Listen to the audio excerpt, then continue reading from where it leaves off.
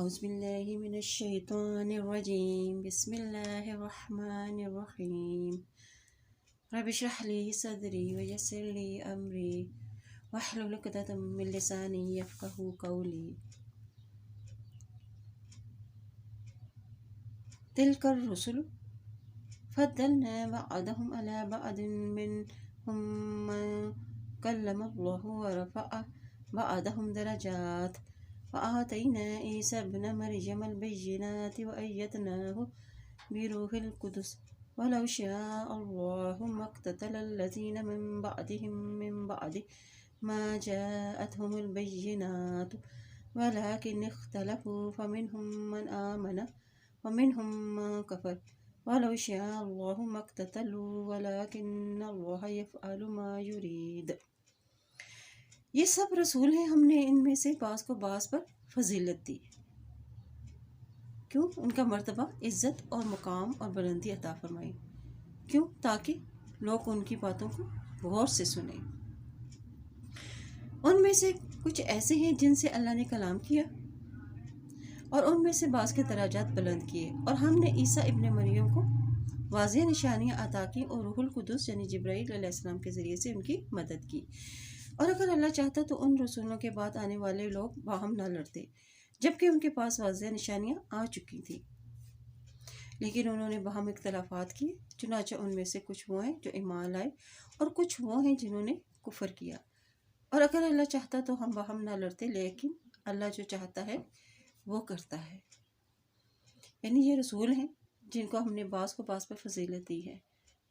نبیوں کو فضیلت دینے سے مراد کیا ہے کہ خاص انہیں مقام دینا، انہیں معجزات اور درجات دیے گئے. قرآن میں بیان کیا گیا ہے سورۃ بنی اسرائیل میں کہ ہم نے بعض نبیوں کو بعض پر فضیلت عطا کی ہے. اس لیے اس حقیقت میں کوئی شک نہیں. البتہ نبی پاک صلی اللہ علیہ وسلم نے جو فرمایا کہ تم مجھے انبیاء کے درمیان فضیلت مت دو، یہ اس دور کی ضرورت کے تحت تھا. یہ امت کو انبیاء کی بابت ادب و احترام سکھایا گیا ہے. نبی پاک صلی اللہ علیہ وسلم نے فرمایا کہ مجھے 6 باتوں پر انبیاء پر فضیلت دی گئی ہے. مجھے جامع اور مختصر بات کرنے کی صلاحیت بخشی، مجھے رعب کے ذریعے نصرت بخشی، اور میرے لیے مال غنیمت حلال کیا گیا، اور میرے لیے زمین کو سجدہ مسجد بنا دیا گیا، اور پاکیزگی حاصل کرنے کا ذریعہ بنایا گیا، اور مجھے تمام دنیا کے لیے رسول بنایا گیا، اور میرے اوپر انبیاء کا سلسلہ ختم کیا گیا. مقصد کیا تھا ان سب باتوں کا؟ کہ جب کوئی شخص لوگوں کو اللہ کی طرف بلاتا ہے تو اس میں ایسی صلاحیت ہونی چاہیے کہ اس کی سچائی ثابت ہو جائے. یا ایھا الذین آمنوا انفقوا مما رزقناکم من قبل ان یأتی یوم لا بیع فیہ ولا خلۃ ولا شفاعۃ والکافرون هم الظالمون. اے لوگوں جو ایمان لائے ہو، ہم نے تمہیں جو کچھ بھی دیا، یعنی جو بھی مال اولاد اور رزق دیا، اس میں سے خرچ کرو، اس سے پہلے کہ وہ دن آ جائے، یعنی قیامت کا دن آ جائے جس میں نہ خرید و فروخت ہوگی اور نہ ہی کوئی دوستی یا سفارش کام آئے گی. وہاں کیا کام آئے گا؟ اپنے ہاتھوں کا دیا ہوا کام آئے گا. اور کفر کرنے والے ہی ظالم ہیں، یعنی جو اللہ کا حکم نہیں مانتے، مال سمیٹ کر رکھتے ہیں اور اسے اللہ کی راہ میں نہیں خرچ کرتے. وہ اللہ ہے، اس کے سوا کوئی سچا معبود نہیں، زندہ ہے، سب کو سنبھالے ہوئے ہے، اسے اونگ آتی ہے نہ نیند. جو کچھ آسمانوں میں جو کچھ زمین میں ہے سب اسی کا ہے. کون ہے جو اس کے سامنے اس کی اجازت کے بغیر سفارش کر سکے؟ وہ جانتا ہے جو لوگوں کے سامنے ہے اور جو کچھ ان کے پیچھے ہے، اور وہ اس علم میں سے کسی چیز کو اپنے احاطے میں نہیں لا سکتے سوائے اس بات کے کہ جو وہ ہے اس کی کرسی نے آسمان اور زمین کو گھیر رکھا ہے، اور اسے ان دونوں کی حفاظت تھکاتی نہیں، اور وہ بلند تر نہایت ہی عظمت والا ہے. دین میں کوئی زبردستی نہیں. لا اکراہ فی الدین قد تبین الرشد من الغی فمن یکفر بالطاغوت ویؤمن باللہ فقد استمسک بالعروۃ الوثقی لا انفصام لها واللہ سمیع علیم. یعنی دین کی طرف لانے میں جبر نہیں. پھر جو شخص طاغوت کا انکار کرے اور اللہ پر ایمان لے آئے تو یقیناً اس نے ایک مضبوط کڑا تھام لیا جو ٹوٹنے والا نہیں، اور اللہ خوب سننے والا اور خوب جاننے والا ہے.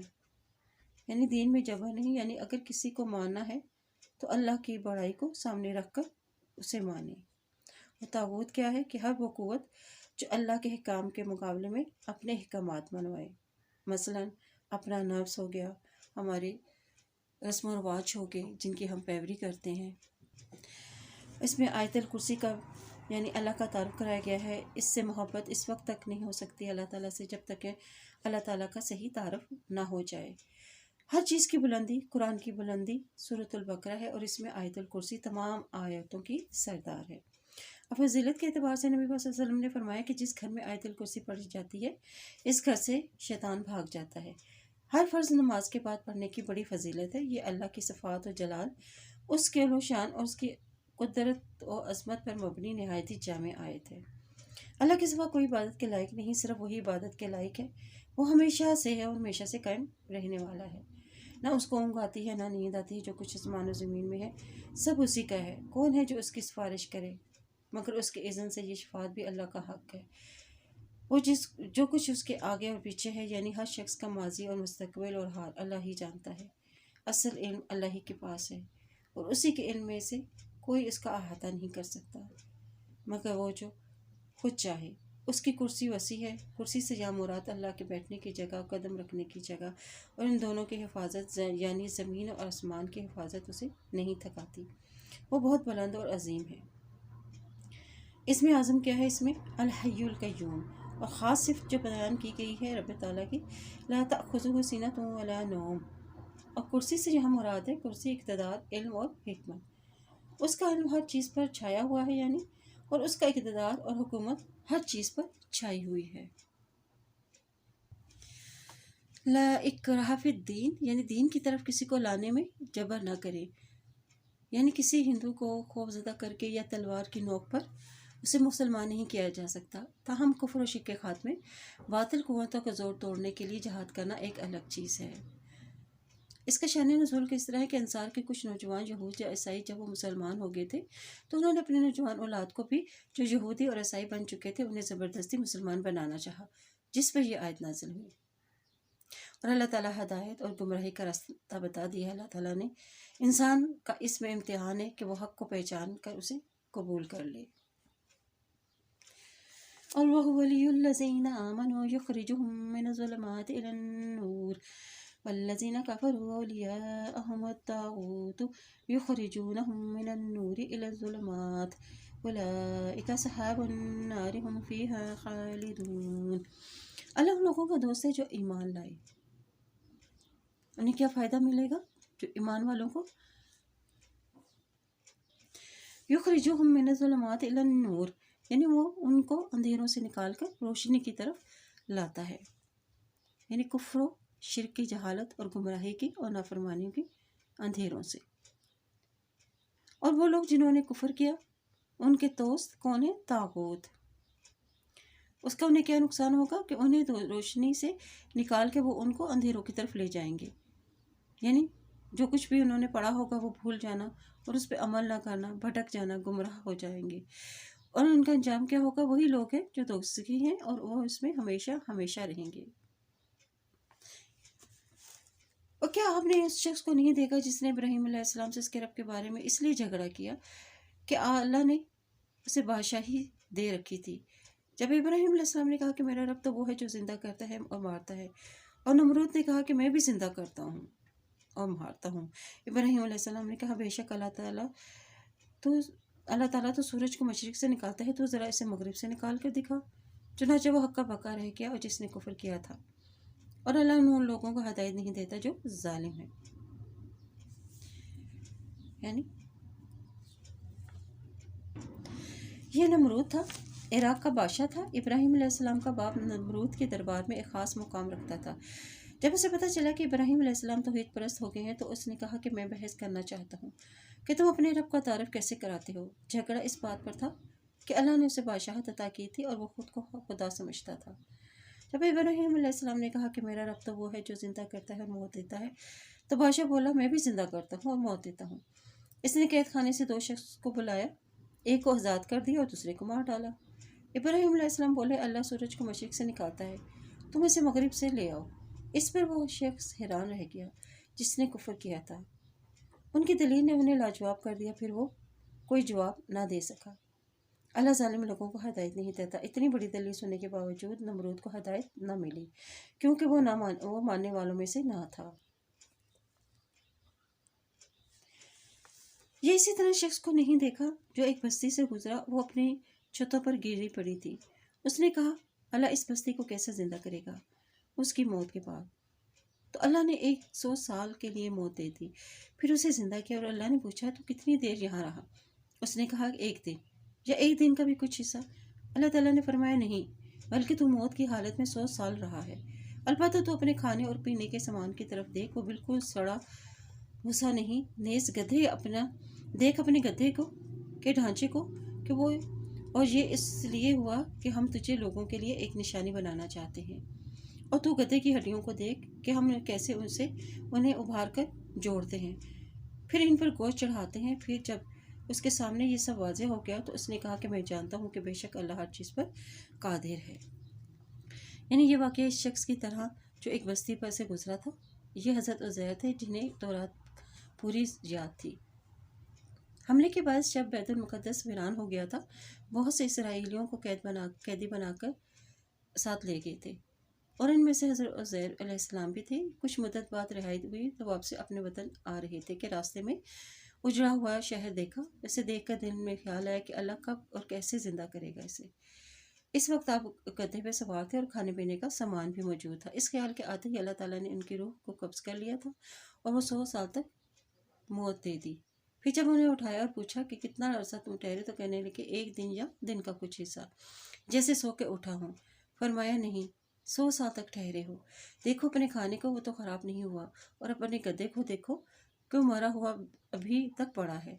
ہڈیوں کی طرف دیکھو، ہم کیسے اسے جوڑتے ہیں، اور ہم نے ان کو گوشت پہنایا۔ یعنی یہ تخلیقی ترتیب بتائی گئی ہے۔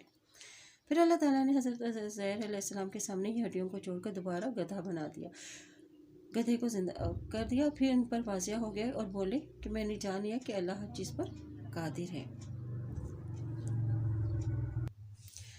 وَإِذْ قَالَ إِبْرَاهِيمُ رَبِّ أَرِنِي كَيْفَ تُحْيِي الْمَوْتَىٰ قَالَ أَوَلَمْ تُؤْمِنْ قَالَ بَلَىٰ وَلَٰكِن لِيَطْمَئِنَّ قَلْبِي قَالَ فَخُذْ أَرْبَعَةً مِّنَ الطَّيْرِ فَصُرْهُنَّ إِلَيْكَ ثُمَّ اجْعَلْ عَلَىٰ كُلِّ جَبَلٍ مِّنْهُنَّ جُزْءًا ثُمَّ ادْعُهُنَّ يَأْتِينَكَ سَعْيًا وَاعْلَمْ ان اللہ عزیز حکیم۔ اور جب ابراہیم علیہ السلام نے کہا، اے میرے پروردگار، مجھے دکھا تو مردوں کو کیسے زندہ کرے گا؟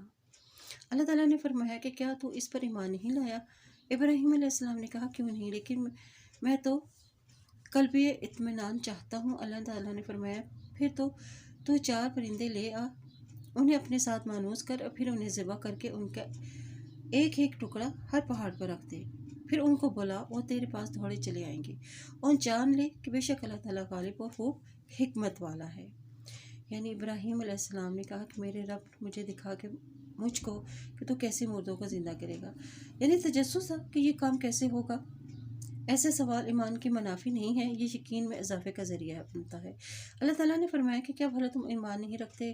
کہا کیوں نہیں، کیفیت جاننا چاہتا ہوں، میں اس لیے پوچھتا ہوں تاکہ میرا دل مطمئن ہو جائے۔ اللہ تعالیٰ نے پھر فرمایا کہ بس 4 پرندے لے لو، پھر ان کو اپنی طرف مائل کر لو، پھر ان کے ٹکڑوں کو پہاڑوں پر رکھ دو، پھر ان کو پکارو، پھر وہ تمہارے پاس دوڑے چلے آئیں گے، اور جان لو کہ ان حاصل کر لو، بے شک اللہ تعالیٰ زبردست حکمت والا ہے۔ اگر تمہارے مانوس کرنے پر پرندے تمہاری طرف دوڑے چلے آتے ہیں، تو کیا انسان جس کو رب نے بنایا ہے، مرنے کے بعد جب اللہ ان کو بلائے گا تو کیا وہ نہیں آئیں گے؟ ایسے ہی قیامت آئے گی، اور ایسے ہی انسان اپنے رب کے سامنے لوٹ آئیں گے۔ الذين ينفقون أموالهم في سبيل الله ثم لا يتبعون ما أنفقوا منا ولا أذى لهم أجرهم عند ربهم ولا خوف عليهم ولا هم يحزنون۔ اور جو لوگ اپنے مال اللہ کی راہ میں خرچ نہیں کرتے، یعنی اللہ کے دین کی خاطر، پھر خرچ کرنے کے بعد احسان نہیں جتاتے اور نہ ہی دکھ دیتے ہیں، ان کے لیے ان کے رب کے پاس اجر ہے۔ اور وہ اجر کیا ہوگا کہ نہ ان پر کوئی خوف ہوگا اور نہ ہی وہ غمگین ہوں گے۔ یعنی جو مال اللہ جو مال خرچ کر کے احسان کو نہیں چتلاتے اور نہ ہی زبان سے ایسے حقیر کلمات عطا کرتے ہیں، تو ان کے لیے اللہ تعالیٰ نے بڑا اجر رکھا ہے۔ اچھی بات کہنا یعنی قول معروف و مغفرت خیر من صدقات یتبعها اذى واللہ غنی حلیم۔ غنی حلیم، اچھی بات کہنا، معاف کر دینا صدقے سے بہتر ہے جس کے بعد دکھ دیا جائے، اور اللہ تعالیٰ بے پرواہ نہایت بردبار ہے۔ یہ اللہ تعالیٰ کی خاص صفت ہے۔ اے لوگوں جو ایمان لائے ہو، اپنے صدقات کو احسان جتا کر اور دکھ دے کر اس شخص کی طرح مت ضائع کرو جو اپنا مال لوگوں کے دکھاوے کے لیے خرچ کرتا ہے اور اللہ اور آخرت کے دن پر ایمان نہیں رکھتا، تو اس کی مثال چکنے پتھر کی سی ہے جس پر مٹی پڑی ہو اور اس پر زوردار بارش ہو تو ساری مٹی بہہ جائے اور پھر صاف چٹان رہ جائے۔ وہ ریاکار جو نیکی کرتے ہیں اس سے کچھ بھی ان کے ہاتھ نہیں آتا، اور اللہ کافروں کو ہدایت نہیں دیتا، یعنی پھر ان کے سب عمل اعمال سب ان کے ضائع ہو جائیں گے کہ جیسے وہ پہلے تھا اور ویسے ہی رہ جائے گا۔ اجر کیسے ضائع ہوتے ہیں؟ یعنی احسان جتا کے اذیت دینے سے، ریاکاری کرنے پر، دکھاوے پر صدقے کا اجر ثواب ضائع ہو جاتا ہے۔ پھر کون سی چیزیں ہیں جو صدقات کے اجرات کو بڑھاتی ہیں؟ یعنی خالص نیت اللہ کے لیے کریں اور اللہ کی راہ میں خرچ کریں، دکھاوے کی غرض سے نہ خرچ کریں، اپنا انداز اور طریقہ اچھا ہو، یعنی شریعت کے مطابق آپ خرچ کریں، جو زیادہ حقدار ہو وہاں پر خرچ کریں، اچھی جگہ اچھے موقع پر خرچ کیا جائے۔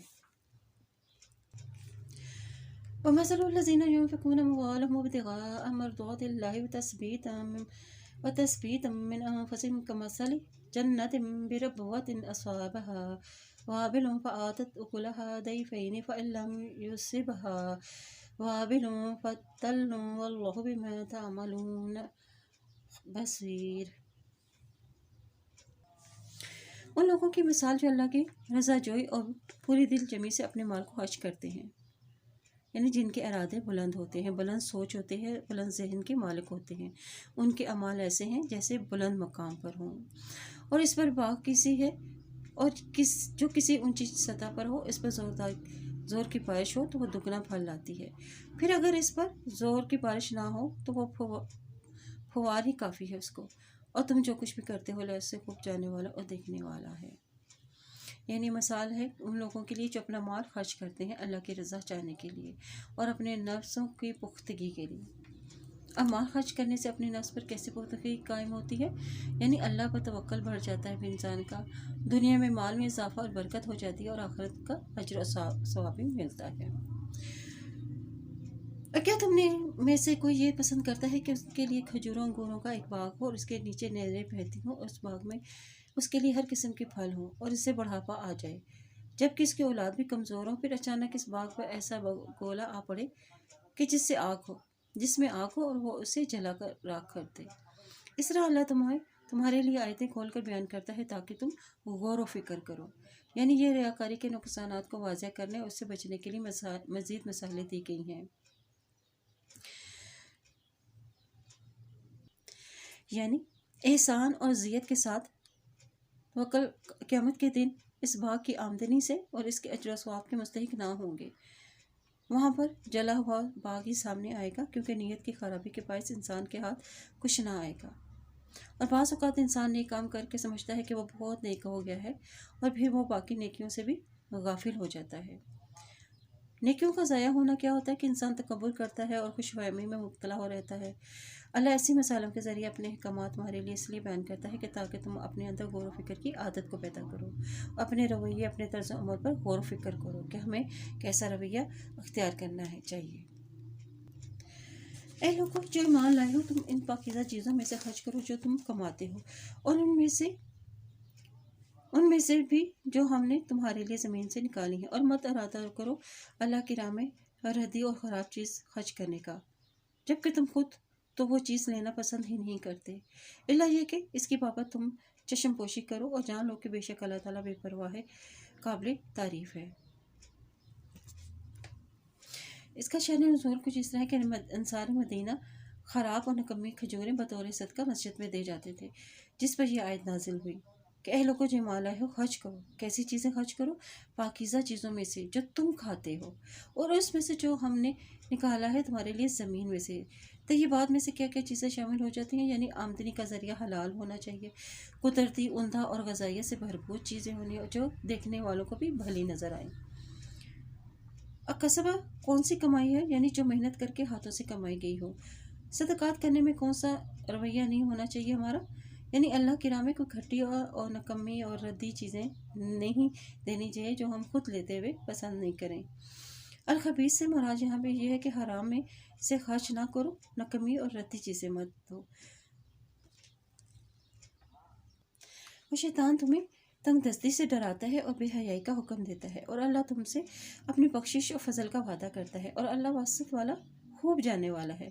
اللہ جس سے چاہتا ہے حکمت دیتا ہے، اور جس شخص کو حکمت دی گئی تو اسے بہت بھلائی عطا کی گئی، اور ان باتوں سے عقل مند ہی نصیحت حاصل کرتے ہیں. یعنی یہ شیطان تمہیں سکھاتا ہے کہ تم خرچ کر کے غریب ہو جاؤ گے. جب ہم سوچتے ہیں کہ کچھ چیزیں صدقہ کریں گے، فالتو گھٹیا چیزیں دے دیتے ہیں. اگر تمہیں کوئی ایسا دے کہ تم اسے ایسا لینا پسند کرو گے؟ اب حکمت کسے کہتے ہیں؟ یعنی اپنے مال کو صحیح جگہ پر خرچ کرنے کی سمجھ بوجھ ہو. اور حکمت کا راز کیا ہے؟ اللہ کا ڈر اور اس کا تقوی. وَمَا أَنفَقْتُم مِّن نَفَقَةٍ أَوْ نَذَرْتُم مِّن نَذْرٍ فَإِنَّ اللَّهَ يَعْلَمُهُ وَمَا لِلظَّالِمِينَ مِنْ أَنصَارٍ. اور تم کسی قسم کا خرچ کرو یا کوئی بھی نظر یا مانو تو بے شک اللہ تعالیٰ اسے جانتا ہے، اور ظالموں کا کوئی مددگار نہیں. اگر تم ظاہر کر کے صدقات دو تو یہ اچھی بات ہے، اور اگر تم اسے چھپا کر فقیروں کو دو تو وہ تمہارے لیے زیادہ بہتر ہے. اس کا فائدہ کیا ہوگا؟ کہ اللہ تم سے تمہارے گناہوں کو دور کر دے گا، اور تم جو بھی عمل کرتے ہو اللہ اس کو خوب خبر رکھتا ہے.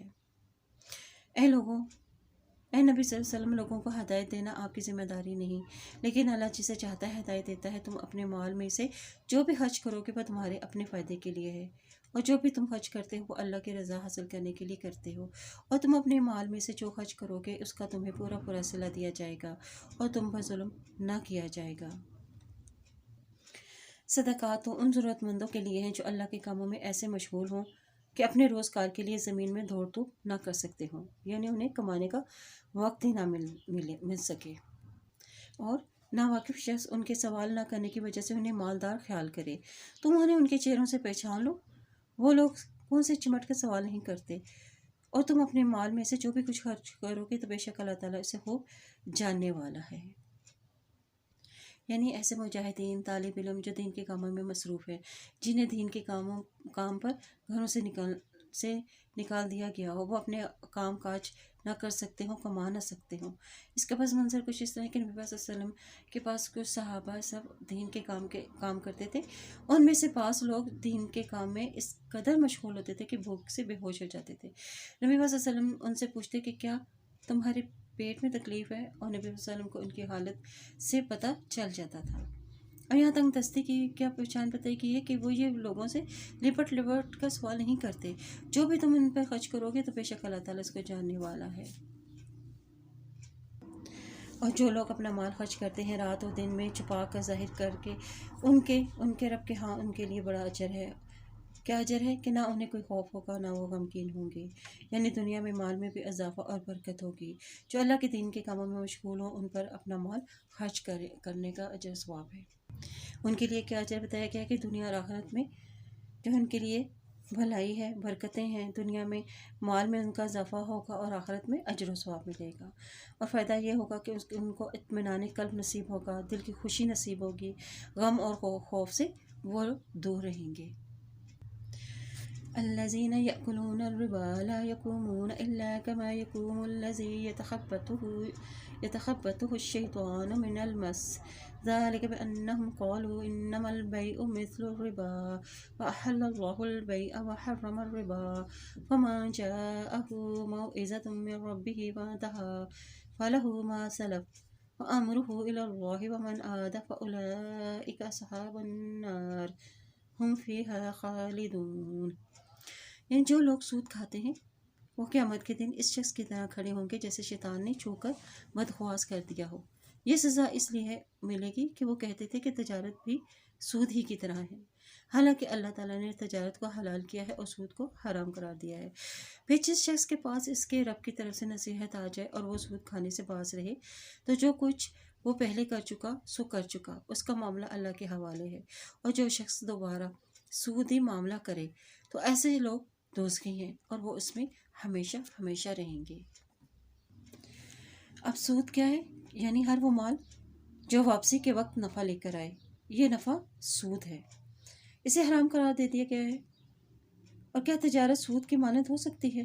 اللہ تعالیٰ نے تجارت کو حلال قرار دیا ہے اور سود کو حرام قرار دیا ہے، اس لیے تجارت سود کی مانند نہیں ہو سکتی۔ اور کیا تجارت اور سود میں کوئی مماثلت ہے؟ بالکل بھی نہیں۔ سود کی اقسام کیا ہے کہ ذاتی ضرورت کے لیے اور تجارت کے لیے۔ اب تجارت میں کیسے کہ تجارت میں جہاں ہم پیسہ لگایا جاتا ہے وہاں پر محنت بھی کی جاتی ہے، جبکہ سود میں پیسہ لگایا جاتا ہے اس میں کوئی محنت درکار نہیں ہوتی کیونکہ اس میں نفع حاصل کیا جاتا ہے۔ اسی طرح تجارت میں نقصان کا اندیشہ ہوتا ہے اور نفع کی مقدار بھی مقرر نہیں ہوتی، جبکہ سود میں نقصان کا اندیشہ نہیں ہوتا بلکہ نفع ہر حال میں ملتا ہی رہتا ہے۔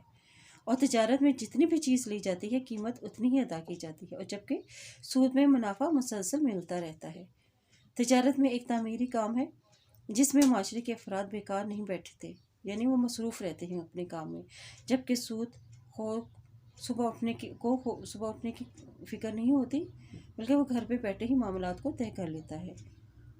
اللہ تعالیٰ نے تجارت کو حلال قرار دیا ہے اور سود کو حرام قرار دیا ہے۔ ایک شخص جو گھر سے محنت کے لیے نکلتا ہے جب گھر واپس آتا ہے تو گھر کا ماحول خوشگوار رہتا ہے، لیکن جب سود خور گھر بیٹھنے کی وجہ سے گھر کے معاملات میں مداخلت کرتا رہتا ہے جس سے گھر کا سکون اور آرام خراب ہو جاتا ہے۔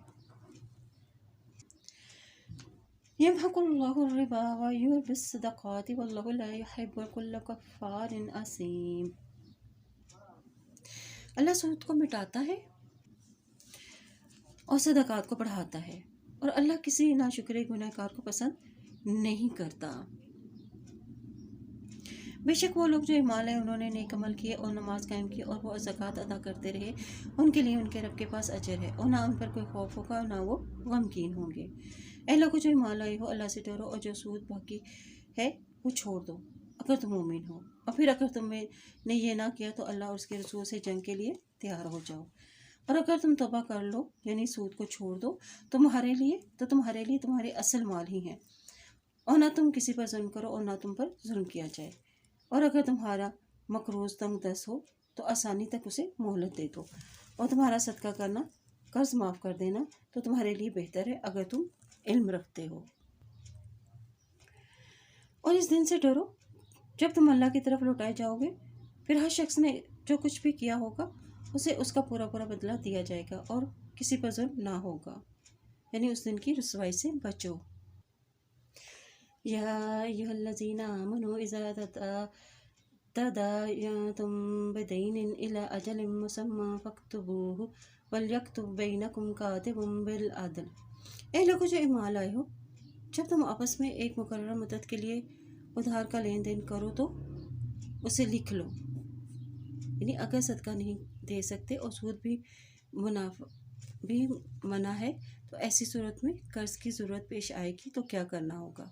یہاں قرض کے لین دین اور اصول و ضوابط بتائے گئے ہیں، اور لکھنے والوں کو چاہیے کہ تمہارے درمیان انصاف کے ساتھ تحریر کر دے، اور لکھنے والا لکھنے سے انکار نہ کرے، جسے اللہ نے اسے سکھایا ہو اسے لکھنا چاہیے، اور وہ شخص لکھوائے جس نے اس کے ذمہ قرض ہو، اور اسے اپنے رب اللہ سے ڈرنا چاہیے، اور لکھواتے وقت وہ مقروض سے ان میں سے کوئی چیز کم نہ کرے، لیکن اگر وہ کسی کے ذمہ قرض ہے، نادار یا کمزور ہو یا لکھوا نہ سکتا ہو تو اس کا مختار انصاف کے ساتھ اس معاملے کو لکھوائے، اور تم اپنے مسلمان مردوں میں سے 2 کو گواہ بنا لو، پھر اگر 2 مرد میسر نہ ہو تو 1 مرد اور 1 عورت، 2 عورتیں، 1 مرد اور 2 عورتیں کی گواہی دیں جنہیں تم گواہوں کے طور پر پسند کرو، یہ اس لیے کہ اب 2 عورتوں کی گواہی کا اس لیے بتایا گیا ہے کہ اگر ایک عورت بھول جائے تو دوسری اسے یاد دلا دے، اور گواہ جب بلائے جائیں تو وہ انکار نہ کریں، اور معاملہ چھوٹا ہو یا بڑا اسے مقررہ مدت تک کے لیے اسے لکھوانے میں سستی نہ کریں۔ یہ اللہ کے نزدیک زیادہ انصاف والی بات ہے۔ گواہی کے لیے زیادہ درست طریقہ ہے، اور اسی طرح تمہارے شک میں پڑنے کا امکان بھی کم رہ جاتا ہے۔ اور ہاں، تم آپس میں نہ جو بھی تجارتی لین دین کرو اسے نہ لکھا جائے تو تم پر کوئی حرج نہیں، اور جب تم آپس میں سودا کرو تو گواہ بنا لیا کرو، اور کاتب اور گواہ کو ستایا نہ جائے، اور اگر تم ایسا کرو گے تو یقیناً یہ تمہاری طرف سے نافرمانی ہوگی، اور اللہ سے ڈرتے رہو۔ اللہ تمہیں یہ کام سکھاتا ہے، اور اللہ ہر چیز کو خوب جاننے والا ہے۔ اب یہاں پر قرض کے لین دین کی شرائط بتائی گئی ہیں کہ مدت تک کا تعین کر لو، اسے لکھ لیا جائے کیونکہ باہم جھگڑا نہ ہو، تعلقات خراب نہ ہو، اور گواہ بنا لو، رہن رکھ لو کوئی چیز۔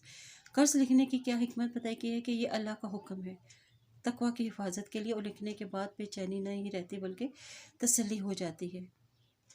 اور کاتب لکھتے وقت اس بات کا خیال رکھے کہ وہ کسی فریقین کی طرفداری نہ کرے، عدل کے ساتھ معاملے کو ٹھیک ٹھیک لکھا جائے۔ اب مقروض کو لکھواتے وقت کس بات کا خیال رکھنا چاہیے کہ وہ تقویٰ اختیار کرنا چاہیے، اور اسے کسی کے حق میں کمی نہ کرے، یعنی اچھی چیز کے بجائے کم چیز نہ لکھوائے، اور لکھواتے وقت کم یا زیادہ نہ لکھوائے تاکہ ادائیگی کے وقت کم یا زیادہ نہ کرنا پڑ جائے معاملے کو، اور تعداد یعنی اس کی تعداد یا کوالٹی یا حق یا کسی بھی کمی پیشی نہ کی جائے اس چیزوں میں۔ اور گواہی کی شرط کیا بتائی گئی کہ وہ گواہ کیسا ہو؟ بالغ ہو، مسلمان ہو، با اعتماد ہو، اور ایک مرد ہو۔ اگر مرد میسر نہیں ہے تو ایک مرد اور 2 عورتوں کی گواہی۔ اور گواہوں کی ضرورت کیوں پیش آ جاتی ہے کہ جب لکھی ہوئی بات میں تسلی نہ ہو تو بات کی بگڑنے کا اندیشہ ہو۔ جہاں پر جب کوئی چیز دی جائے تو گواہ اس چیز کو دیتے وقت دیکھ لے۔ اب ایک مرد کی گواہی اور 2 عورتوں کے برابر کیوں رکھی گئی ہے؟ تاکہ گواہوں میں سے اگر ایک بھول جائے تو دوسرا اسے یاد کرا دے۔ کاتب اور گواہ کے فرائض کیا بتائے گئے ہیں کہ گواہوں کو جب بھی گواہی کے لیے بلایا جائے تو انہیں انکار نہیں کرنا چاہیے اور سستی نہیں کرنی چاہیے۔ لکھنے میں بھی سستی نہ کرو، معاملہ چھوٹا ہو یا بڑا مدت کو ضرور لکھ لیا کرو۔ اور تحریر لکھوانے کے کیا فائدے ہو سکتے ہیں کہ اگر کسی معاملے میں کوئی گواہ بنائے جائیں تو زیادہ بہتر ہے اسے لکھ لیا جائے۔ یہ بھی اللہ کا حکم ہے، اور یہ زیادہ قریب ہے کہ تم شک میں مبتلا ہو جاؤ۔ اور لین دین میں کس بات کی رخصتی کی ہے؟ یعنی ایسی تجارت جس میں قیمت اور سودا فوراً ادا کیا جائے تو گناہ کی بات نہیں ہے، اس میں کتابت کی بھی ضرورت نہیں ہے، یعنی روزمرہ کا لین دین، موقع پر قیمت ادا کر کے چیزیں لے لینا، اس طرح کے کام۔ اور کیسی تجارت پر لکھ لیا جائے؟ یعنی جس تجارت میں فریقین کے درمیان کسی انحراف کا خطرہ ہو، یعنی کسی بڑے معاملے میں، یعنی مکان کی کوئی خرید و فروخت ہو، تجارت کا ہو، لین دین ہو، تو وہاں پر گواہ بنا لینا زیادہ بہتر ہے۔ وَإِن كُنتُمْ عَلَىٰ سَفَرٍ وَلَمْ تَجِدُوا كَاتِبًا فَرِهَانٌ مَّقْبُوضَةٌ فَإِنْ آمِنَ بَعْضُكُم بَعْضًا فَلْيُؤَدِّ الَّذِي اؤْتُمِنَ أَمَانَتَهُ وَلْيَتَّقِ اللَّهَ رَبَّهُ وَلَا تَكْتُمُوا الشَّهَادَةَ وَمَن يَكْتُمْهَا فَإِنَّهُ آثِمٌ قَلْبُهُ وَاللَّهُ بِمَا تَعْمَلُونَ عَلِيمٌ۔ اور اگر تم سفر میں ہو تمہیں کوئی لکھنے والا نہ ملے تو کوئی چیز گروی یعنی رہن کے طور پر قبضے میں دے دی جائے، اور اگر تم میں سے کوئی دوسرے پر اعتبار کرے تو جس شخص پر اعتبار کیا گیا ہو اسے چاہیے کہ دوسرے کی امانت واپس کر دے، اور اپنے رب اللہ سے ڈرے، اور تم گواہی نہ چھپاؤ، اور جو شخص گواہی چھپائے گا تو بے شک اس کا دل گنہگار ہے، اور جو عمل تم کرتے ہو اللہ اسے خوب جانتا ہے۔ آسمانوں اور زمینوں میں جو کچھ بھی ہے سب اللہ ہی کا ہے، تمہارے دلوں میں جو کچھ ہے وہ خواہ ظاہر کرو یا اسے چھپاؤ، اللہ تم سے اس کا حساب لے گا، پھر جسے وہ چاہے گا بخش دے گا اور جسے چاہے گا عذاب دے گا، اور اللہ ہر چیز پر خوب قادر ہے۔ رسول اللہ صلی اللہ علیہ وسلم اس ہدایت پر ایمان لائے ہیں اور جو ان کے رب کی طرف سے ان پر نازل کی گئی ہے، اور سارے مومن بھی سب اللہ پر، اس کے فرشتوں پر، اس کی کتابوں پر، اس کے رسولوں پر ایمان لائے ہیں، اور وہ کہتے ہیں کہ ہم اس کے رسولوں میں سے کسی ایک میں بھی فرق نہیں کرتے، اور وہ کہتے ہیں کہ ہم نے حکم سنا اور اطاعت کی۔ اے ہمارے رب، ہم تیری بخشش چاہتے ہیں اور ہمیں تیری ہی طرف لوٹ کر آنا ہے۔ اللہ کسی کو اس کی برداشت سے بڑھ کر تکلیف نہیں دیتا، اور کسی شخص نے جو نیکی کمائی اس کا پھل اسی کے لیے ہے، اور جو اس نے برائی کی اس کا وبال اسی پر ہے۔ اے ہمارے رب اگر ہم سے بھول چوک ہو جائے تو ہماری گرفت نہ کرنا۔ ربنا ولا تحمل علينا إصرا كما حملته على الذين من قبلنا ربنا ولا تحملنا ما لا طاقة لنا به واعف عنا واغفر لنا وارحمنا وأنت مولانا وانصرنا على القوم الكافرين۔ اے ہمارے رب ہم پر ایسا بوجھ نہ ڈال، یعنی ایسے سخت احکامات یا پابندیاں نہ ڈال جو تو نے ہم سے پہلے لوگوں پر ڈالی۔ اے ہمارے رب جس بوجھ کو ہم اٹھانے کی ہم میں طاقت نہیں، وہ ہم سے نہ اٹھوا اور ہم سے درگزر فرما، یعنی جو ذمہ داریاں پوری کرنے میں جو ہم سے کوتاہی ہو گئی ہو اس سے ہمیں درگزر فرما اور ہمیں بخش دے اور ہم پر رحم فرما، تو ہی ہمارا کارساز ہے، بے شک تو کافروں کے مقابلے میں ہماری مدد فرما۔ آمین ثم آمین۔ سورۃ آل عمران۔ بسم اللہ الرحمن الرحیم۔ الف لام میم۔ اللہ لا الہ الا هو الحی القیوم۔ وہ اللہ ہے، اس کے سوا کوئی معبود نہیں۔ الف لام میم، وہ اللہ ہے، اس کے سوا کوئی معبود نہیں، وہ زندہ ہے، سب کو سنبھالنے والا ہے۔ یہ صورت مدنی ہے، اس کی تمام آیتیں مختلف اوقات میں ہجرت کے بعد اتری۔ اس کا ابتدائی حصہ 83 آیات تک اور عیسائیوں کے وفد نجران کے بارے میں نازل ہوا ہے، جو 9 ہجری میں نبی صلی اللہ علیہ وسلم کی خدمت میں حاضر ہوا۔ عیسائیوں نے آ کر نبی صلی اللہ علیہ وسلم سے اپنے عیسائی عقائد اور اسلام کے بارے میں مذاکرات اور مباحثے کیے، جس کا رد کرتے ہوئے انہیں دعوت مباہلہ بھی دی گئی۔ آپ صلی اللہ علیہ وسلم نے فرمایا کہ تم مسلمان ہو جاؤ۔ انہوں نے کہا کہ ہم پہلے ہی مسلمان ہیں۔ آپ صلی اللہ علیہ وسلم نے فرمایا کہ تمہارا اسلام قبول نہیں، اس لیے کہ تم اللہ کی اولاد قرار دیتے ہو، صلیب کی پوجا کرتے ہو اور خنزیر کھاتے ہو، یہ سب چھوڑ دو۔ نزل علیک الکتاب بالحق مصدقا لما بین یدیہ وانزل التوراۃ والانجیل، اور اسی نے آپ پر حق کے ساتھ کتاب نازل کی ہے اور جو اپنے سے پہلے کتابوں کی تصدیق کرنے والی ہے، اور اسی نے تورات اور انجیل کو نازل کیا ہے اس سے پہلے لوگوں کی ہدایت کے لیے، اور اسی نے فرقان قرآن نازل کے فرمایا ہے۔ بے شک وہ لوگ جنہوں نے اللہ کی آیات کا انکار کیا ان کے لیے شدید عذاب ہے، اور اللہ غالب ہے، بدلہ لینے والا ہے۔ بے شک اللہ سے زمین اور آسمان میں سے کوئی بھی چیز چھپی ہوئی نہیں، وہی جو تمہاری ماؤں کے پیٹوں میں تمہاری صورتیں جیسی چاہتا ہے بناتا ہے، اس کے سوا کوئی معبود نہیں، وہ غالب ہے، خوب حکمت والا ہے۔ وہی ہے جس نے آپ پر کتاب نازل کی اور جس میں کچھ احکامات محکم یعنی واضح ہیں، اور جو اس کتاب کی اصل بنیاد ہے، اور کچھ دوسری متشابہات یعنی غیر واضح ہیں۔ پھر جن لوگوں کے دل ٹیڑھے ہیں وہ ان میں سے انہی آیاتوں کے پیچھے پڑے رہتے ہیں جو متشابہ ہے یعنی غیر واضح ہیں۔ ان کا مقصد محض فتنے اور تعویل کی تلاش ہوتا ہے، حالانکہ اللہ کے سوا کوئی بھی ان کی تعویل نہیں جانتا، اور جو لوگ علم میں پختہ ہیں وہ کہتے ہیں کہ ہمارا ان متشابہات پر ایمان ہے، یہ سب ہمارے رب ہی کی طرف سے ہیں، اور نصیحت عقل مندوں ہی کے لیے ہی حاصل کرتے ہیں۔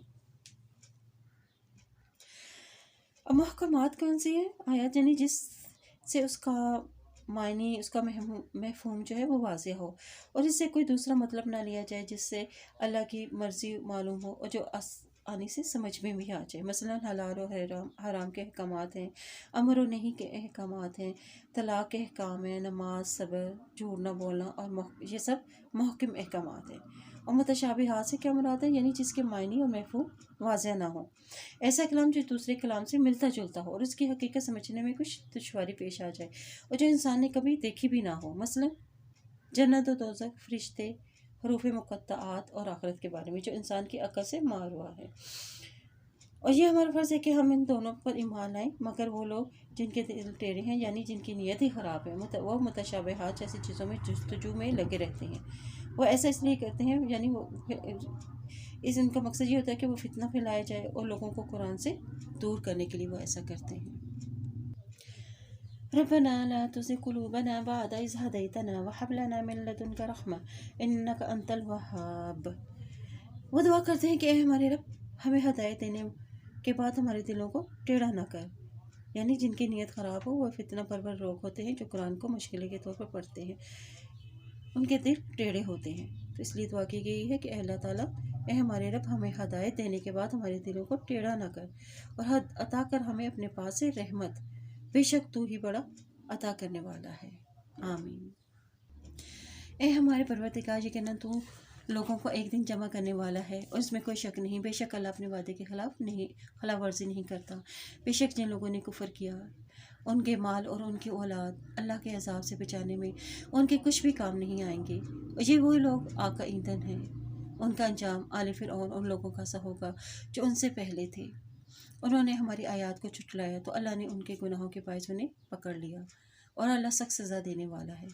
ए नबी सल्लल्लाहु अलैहि वसल्लम, जिन लोगों ने कुफर किया उनसे कह दीजिए कि अनकरीब तुम मगलूब हो जाओगे और तुम जहन्नम की तरफ इकट्ठे किए जाओगे और वो बहुत बुरा ठिकाना है। तहकीक तुम्हारे लिए इन दो ग्रोहों में से एक बड़ी निशानी जो बदर में यानी जंग बदर में ये बाहम टकराए है, और एक ग्रोह यानी मुसलमानों का ग्रोह अल्लाह की राह में लड़ रहा था और दूसरा ग्रोह काफिर था। मुसलमान ज़ाहिरी आंखों से उनको अपने से दुगना देख रहे थे और अल्लाह अपनी मदद से जिसको चाहता है कुव्वत देता है, और बेशक इसमें बसीरत वालों के लिए इबरत है। अब हर फरीक़ैन दूसरे फरीक़ैन को अपने से दुगना देख रहे थे, यानी काफिर मुसलमानों को की तादाद तकरीबन 2000 नज़र आ रहे थे और मुसलमानों को काफिर 260 नज़र आ रहे थे। हालांकि काफिरों की तादाद 1000 के करीब थी और मुसलमानों की कुल तादाद 313 थी। अल्लाह की ने करता है कि अपने बंदों की जिस तरह हो जाता है मदद करता है। इस वाक़े में अक्ल वालों के लिए नसीहत है। हमें सहाबा किराम जैसा ईमान अपने अंदर पैदा करना होगा, तभी अल्लाह की मदद आएगी। मैदान बदर एक रेगिस्तानी मैदान था। काफिरों ने पहले से आकर अपने लिए जगह सेलेक्ट कर ली थी, और अल्लाह की मदद कैसे थी कि वहाँ पर तेज़ हवाएं चली, रेत उड़कर उन काफिरों की आंखों में पड़ी, फिर बारिश का पानी वहाँ पर जमा हो गया और फिसलन हो गई। अल्लाह ने उनके दिलों में मुसलमानों के दिलों में सुकून और इत्मीनान अता कर दिया और फरिश्तों के ज़रिए से मुसलमानों की मदद की। यहाँ पे वफ़द निजरान को बताया जा रहा है कि अगर तुम सच्चा ईमान रखते हो तो तुम्हारे लिए ऐसे ही कुदरती और तभी हालात पैदा हो जाएंगे, और मैदानी जंग का नक्शा बदल दिया गया था। और लोगों के लिए ख्वाहिशात नफ्स की मोहब्बत मुज़य्यन यानी पुरकशिश कर दी गई है, यानी औरतों से, बेटियों से, सोने और चांदी के जमा किए हुए ढेरों से, निशान लगे यानी उमदा घोड़ों से, मवेशियों से, खेतियों से। ये सब दुनियावी ज़िंदगी का सामान है और अच्छा ठिकाना अल्लाह ही के पास है। ए नबी सल्लल्लाहु अलैहि वसल्लम, कह दीजिए कि क्या मैं तुम्हें उन चीज़ों से बेहतर बताऊं परहेज़गारों के लिए उनके रब के पास बाग हैं जिनके नीचे से नहरें बहती हैं और वो हमेशा इसमें रहेंगे, और वहाँ उनके लिए पाकीज़ा बीवियाँ होंगी और उन्हें अल्लाह की रज़ा हासिल होगी, और अल्लाह अपने बंदों पर खूब नज़र रखने वाला है। अल्लज़ीना यक़ूलूना रब्बना इन्नना आमन्ना फ़ग़फ़िर लना ज़ुनूबना वक़िना अज़ाबन्नार। और वो लोग कहते हैं, ए हमारे पर रब, बेशक हम ईमान लाए हैं, बस तू हमारे गुनाह बख्श दे और हमें आग से बचा ले। ये लोग यानी मुत्तकीन लोग कैसे होते हैं? सब्र करने वाले, सच बोलने वाले, हुक्म बचा लाने वाले और खर्च करने वाले, और सहरी के औकात में बख्शिश तलब करने वाले होते हैं।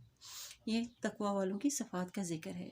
अल्लाह ताला ने गवाही दी कि इसके सिवा कोई माबूद नहीं। फरिश्ते और अहले इल्म ने भी गवाही दी और वह भी इंसाफ के साथ कायम है। इसके सिवा कोई माबूद नहीं, वो गालिब है, हिकमत वाला है। बेशक अल्लाह के नज़दीक दीन सिर्फ इस्लाम है। इन्नद्दीन इंदल्लाहि इस्लाम वमख्तलफ़ल्लज़ीना ऊतुल किताब इल्ला मिन बअदि मा जाअहुमुल इल्मु बग़यन बैनहुम वमन यकफ़ुर बिआयातिल्लाहि फ़इन्नल्लाहा सरीहुल हिसाब। बेशक अल्लाह के नज़दीक दीन इस्लाम सिर्फ इस्लाम है, और अहले किताब ने इल्म आ जाने के बाद सिर्फ इसलिए इख्तिलाफ़ किया कि वो बाहम ज़िद और हसद रखते थे, यानी ज़ाती मफादात की खातिर उन्होंने इसमें इख्तलाफ़ किया। और जो कोई अल्लाह की आयत का इनकार करता है तो बेशक अल्लाह ताला जल्द हिसाब लेने वाला है। ए नबी, फिर अगर वो आपसे झगड़ा करें तो कह दीजिए कि मैंने अपना सर अल्लाह के आगे झुका दिया है, और मेरे इत्तबा करने वालों ने भी और अहले किताब और अनपढ़ लोगों से पूछे, क्या तुम इस्लाम लाए हो?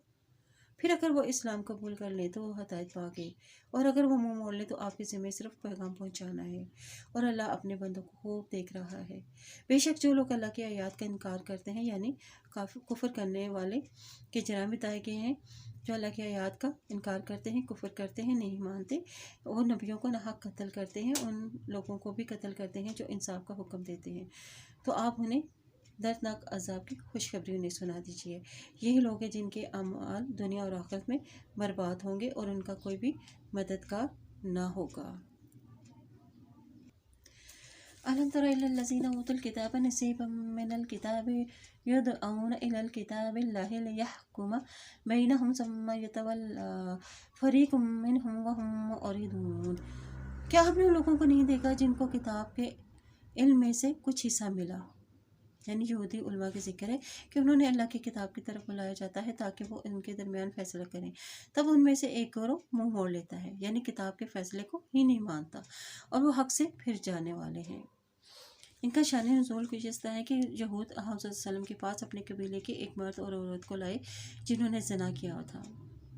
آپ نے ان سے پوچھا کہ اگر کوئی زنا کرے تو تم اس کے ساتھ کیا معاملہ کرتے ہو؟ تو انہوں نے کہا کہ ہم اس کا مکالہ کر کے انہیں مارتے پیٹتے ہیں۔ آپ صلی اللہ علیہ وسلم نے فرمایا کیا تورات میں رجم کا حکم نہیں؟ تو انہوں نے کہا کہ ہم تو تورات میں کوئی ایسا حکم نہیں دیکھا۔ عبدال بن اسلام رضی اللہ تعالیٰ عنہ کہنے لگے کہ تم جھوٹ بولتے ہو، تورات کو لاؤ اور اسے پڑھو۔ ان کا عالم جو تورات پڑھتا تھا وہ آیت رجم پر ہاتھ رکھ کے پڑھنے لگ گیا۔ عبدال بن اسلام نے اس کا ہاتھ آیت پر سے ہٹا دیا اور پوچھا کہ یہ کیا ہے؟ یہودیوں نے دیکھا تو یہ آیت رجم تھی۔ پھر آپ صلی اللہ علیہ وسلم نے فرمایا کہ ان دونوں کو مسجد نبوی جہاں سے جنازے رکھے جاتے ہیں رجم کر دیا جائے۔ ان کا یہ حال تھا کہ وہ جو حق بات کو چھپاتے تھے۔ وجہ کیا تھی کہ انہوں نے عوام کو دین کی تعلیم سے ہی محروم رکھا تھا، کیونکہ انہوں نے کتاب میں تحریف کر کے اپنی مرضی کی باتیں لوگوں کو میں عام کی ہوئی تھی اور اسے دین کا حصہ بنا دیا تھا، اور وہ منہ موڑنے والے تھے، یعنی بے رخی برتنے والے تھے اور اپنی مرضی کے فتوے دیتے تھے۔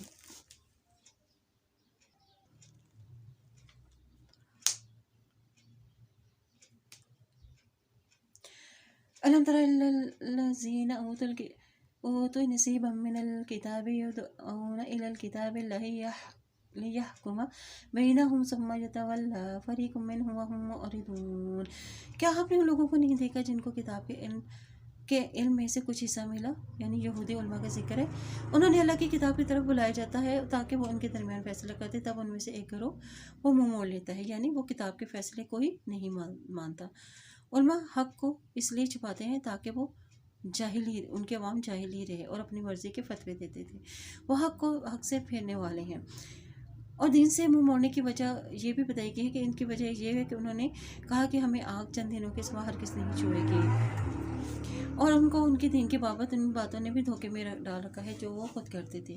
پھر کیا حال ہوگا جب ہم انہیں اس دن جمع کریں گے جس میں کوئی شک نہیں، اس روز ہر شخص کو اس کی کمائی یعنی اس کے اعمال کا پورا بدلہ دیا جائے گا اور ان پر کوئی بھی ظلم نہ کیا جائے گا۔ آپ کہہ دیجئے کہ اے اللہ، اے بادشاہی کے مالک، تو جسے چاہے بادشاہی عطا فرماتا ہے، جسے چاہے بادشاہی چھین لیتا ہے، اور تو جسے چاہے عزت دیتا ہے، جسے چاہے ذلت دیتا ہے۔ یہ سب تیرے ہی ہاتھ میں ہے، بے شک تو ہر چیز پر قادر ہے۔ تو رات کو دن میں، دن کو رات میں داخل کرتا ہے، اور تو مردہ سے زندہ کو اور زندہ کو مردہ سے نکالتا ہے، تو جسے چاہے بے حساب رزق دیتا ہے۔ اہل ایمان مومنوں کو چھوڑ کر کافروں کو ہرگز دوست نہ بنائیں، اور جو کوئی ایسا کرے گا تو اس کا اللہ سے کوئی تعلق نہیں ہوگا، الا یہ کہ تم ان کافروں کی شر سے بچانا چاہو، اور اللہ تمہیں اپنی ذات کی طرف سے ڈراتا ہے، یعنی اپنی سزا سے ڈراتا ہے، اور تمہیں اللہ ہی کی طرف لوٹ کر جانا ہے۔ اور آپ کہہ دیجئے کہ اگر تم وہ بات چھپاؤ جو تمہارے سینوں میں ہے یا اسے ظاہر کرو، اللہ اسے جانتا ہے، اور وہ اسے بھی جانتا ہے جو آسمان اور زمین میں ہے، اور اللہ ہر چیز پر قادر ہے۔ یوم تجد کل نفس ما عملت من خیر محضرا وما عملت من سوء تود لو ان بینها وبینه امدا بعیدا ویحذرکم اللہ نفسہ واللہ رؤوف بالعباد۔ اور جس دن ہر شخص اپنے کیے ہوئے اچھے عمل کو اور اپنے کیے ہوئے برے عمل کو اپنے سامنے پالے گا، تو وہ خواہش کرے گا کہ کاش اس کے اور اس کی برائی کے درمیان دور کا فاصلہ ہوتا، اور اللہ تمہیں اپنی ذات یعنی سزا سے ڈراتا ہے، اور اللہ اپنے بندوں سے بڑی شفقت کرنے والا ہے۔ یعنی جس دن ہر شخص نے جو عمل کیا ہوگا، نیکی یا برائی میں سے جو بھی عمل کیا ہوگا، وہ حاضر کیا جائے گا۔ اس دن انسان چاہے گا کہ اس کے اور اس کے برائیوں کے درمیان دوری کا فاصلہ ہو، یہ عمل مجھے نظر ہی نہ آئے۔ اللہ تم کو اپنے آپ سے ڈراتا ہے، اپنی سزاؤں سے ڈراتا ہے، اور اللہ اپنے بندوں پر شفقت کرنے والا ہے۔ وہ اپنے بندوں پر ظلم نہیں کرتا بلکہ ان پر مہربانی کرنے والا ہے۔ آپ کہہ دیجئے کہ اگر تم اللہ سے محبت کرتے ہو تو میری پیروی کرو، اور اللہ تم سے محبت کرے گا اور تمہارے گناہوں کو بخش دے گا، اور اللہ بہت بخشنے والا، نہایت رحم کرنے والا ہے۔ آپ کہہ دیجئے تم اللہ کی اور اللہ کے رسول کی اطاعت کرو، پھر اگر وہ منہ موڑ لے تو بے شک اللہ کافروں کو پسند نہیں کرتا۔ بے شک اللہ نے حضرت آدم علیہ السلام کو، حضرت نوح علیہ السلام کو، آل ابراہیم اور آل عمران کو تمام جہانوں میں سے نبوت کے لیے چن لیا ہے، اور ایک دوسرے کی اولاد تھے، اور اللہ کو سننے والا اور جاننے والا ہے۔ اور جب عمران کی بیوی نے کہا کہ اے میرے رب، بے شک میں نے منت مانی ہے کہ جو بچہ میرے پیٹ میں ہے وہ تیرے ہی لیے وقف ہے، چنانچہ تو اسے مجھ سے قبول فرما، بے شک تو ہی خوب جاننے والا اور سننے والا ہے۔ جب اس نے بچی کو جنم دیا تو کہنے لگی اے رب، بے شک میں نے تو لڑکی کو جنم دیا ہے، اور اللہ خوب جانتا ہے جو اس نے جنا، اور لڑکا اس لڑکی کی مثل نہیں ہو سکتا، اور بے شک میں نے اس کا نام مریم رکھا ہے، اور بے شک میں اسے اور اس کی اولاد کو شیطان مردود سے تیری پناہ میں دیتی ہوں۔ چنانچہ اس کے رب نے اس لڑکی کو اچھے طریقے سے قبول کیا اور اس کی بہت اچھی پرورش کی، اور زکریا علیہ السلام کو ان کا سرپرست بنا دیا۔ زکریا علیہ السلام جب بھی محراب میں داخل ہوتے تو اس کے پاس سے کچھ کھانے پینے کی چیزیں پاتے، تو کہتے اے مریم، تیرے پاس یہ چیزیں کہاں سے آئیں؟ تو وہ کہتے ہیں کہ یہ اللہ کی طرف سے آئی ہیں، بے شک اللہ جسے چاہتا ہے بے حساب رزق دیتا ہے۔ تو یعنی یہاں سے پتہ چلتا ہے کہ اللہ کی مدد آتی ہے، غیب سے مدد ہوتی ہے، اللہ خالص نیت سے مانی ہوئی دعاؤں کو قبول کرتا ہے۔ اب یہاں بھی ان آیات میں اللہ تعالیٰ نے کی عادات کے ساتھ ساتھ عادات رسول کی بھی بڑی تاکید کر کے واضح کر دیا کہ اپنے جات اگر ہے تو عادات رسول میں ہے، اور ان سے انحراف کفر ہے، اور ایسے کافروں کو اللہ پسند نہیں کرتا۔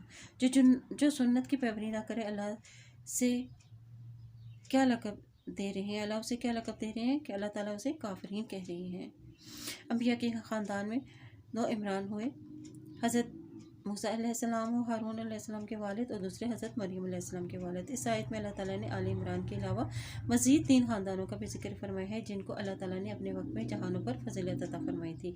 ان میں سے سب سے پہلے حضرت آدم علیہ السلام ہے جنہیں اللہ تعالیٰ نے اپنے ہاتھ سے بنایا اور اس میں سے میں اپنی روح کو پھونکا، پھر انہیں اسماء تمام علم سکھایا اور انہیں جنت میں رہائش پذیر بھی کیا، انہیں جنت میں رہنے کا موقع ملا، پھر انہیں زمین پر بھیجا اور ان کے قصور کو بھی معاف کر دیا، اور انہیں نبوت بھی عطا کی، اور اللہ تعالیٰ نے انہیں اپنی رسالت کے لیے چن لیا۔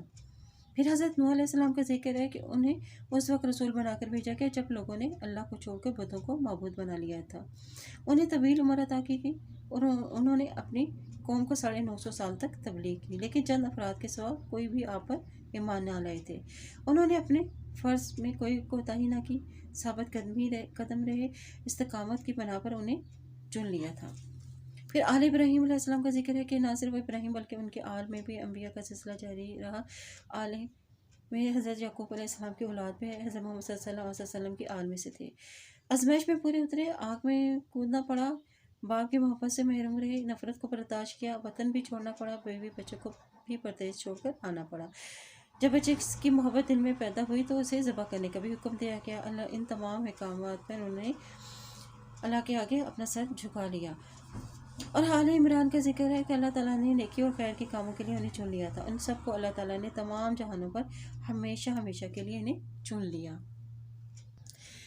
اب اللہ تعالیٰ نے کس بنا پر مریم علیہ السلام کی دعا کو قبول کیا کہ انہوں نے اخلاص اور پورے خلوص سے دعا مانگی تھی اور اپنی پسندیدہ چیز یعنی اپنی اولاد کو اللہ کی راہ میں دیا۔ انک انت السمیع العلیم، یعنی میرے دل کا جو حال ہے وہ تو ہی جانتا ہے، اپنی نظر پر تجھ کو گواہ بنا رہی ہوں، اور جو بات میں زبان سے کہہ رہی ہوں اسے تو سن رہا ہے، اور جو میرے دل میں ہے تو اسے بھی جانتا ہے۔ ہنالک دعا زکریا ربہ قال رب ہب لی من لدنک ذریۃ طیبۃ انک سمیع الدعاء۔ وہی زکریا علیہ السلام نے اپنے رب سے دعا کی اور کہا کہ میرے رب مجھے اپنے پاس سے پاکیزہ اولاد عطا کر، اور بے شک تو ہی دعا کو سننے والا ہے، یعنی اللہ پر مکمل بھروسہ اور توکل ہونا چاہیے۔ پھر جب وہ حجرے سے میں کھڑا نماز پڑھ رہا تھا تو فرشتوں نے اسے آواز دی، بے شک اللہ تجھے یحییٰ علیہ السلام کی خوشخبری دیتا ہے، وہ اللہ کے ایک کلمے یعنی عیسیٰ علیہ السلام کی تصدیق کرے گا اور سردار نفس پر ضبط رکھنے والا اور نبی ہوگا نیکوکاروں میں سے۔ زکریا علیہ السلام نے کہا کہ اے میرے رب، میرے ہاں لڑکا کیوں کر ہوگا جبکہ میں خود بوڑھا ہو چکا ہوں، میری بیوی بھی بانجھ ہے۔ فرشتے نے کہا اللہ اسی طرح جو چاہے کرتا ہے۔ زکریا علیہ السلام نے کہا کہ میرے رب، میرے لیے کوئی نشانی مقرر فرمائے۔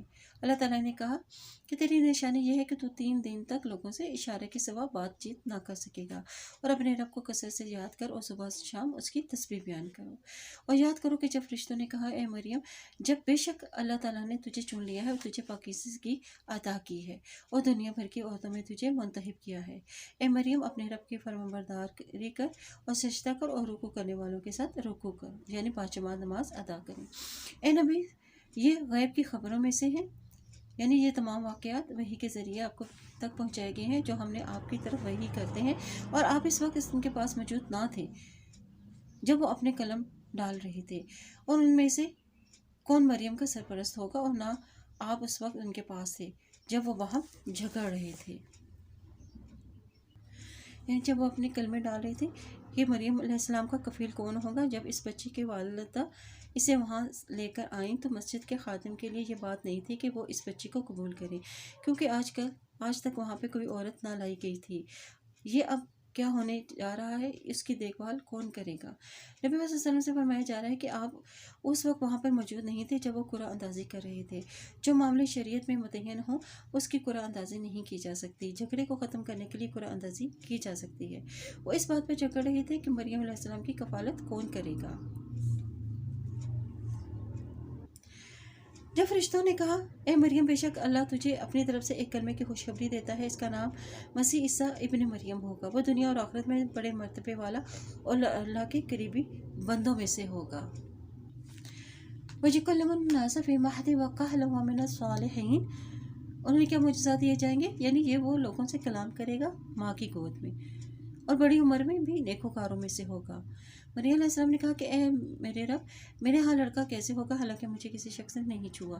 فرشتے نے کہا اسی طرح اللہ جو چاہتا ہے پیدا کرتا ہے، اور جب وہ کسی کا فیصلہ کر لیتا ہے تو اس کے لیے صرف یہ کہتا ہے کہ ہو جا، کن ہو جا، تو وہ ہو جاتا ہے، اور اللہ اسے کتاب و حکمت اور تورات اور انجیل کی تعلیم دے گا، اور اسے بنی اسرائیل کی طرف اپنا رسول مقرر کرے گا، جو کہے گا بے شک میں تمہارے پاس تمہارے رب کی نشانیاں لے کر آیا ہوں، بے شک میں تمہارے لیے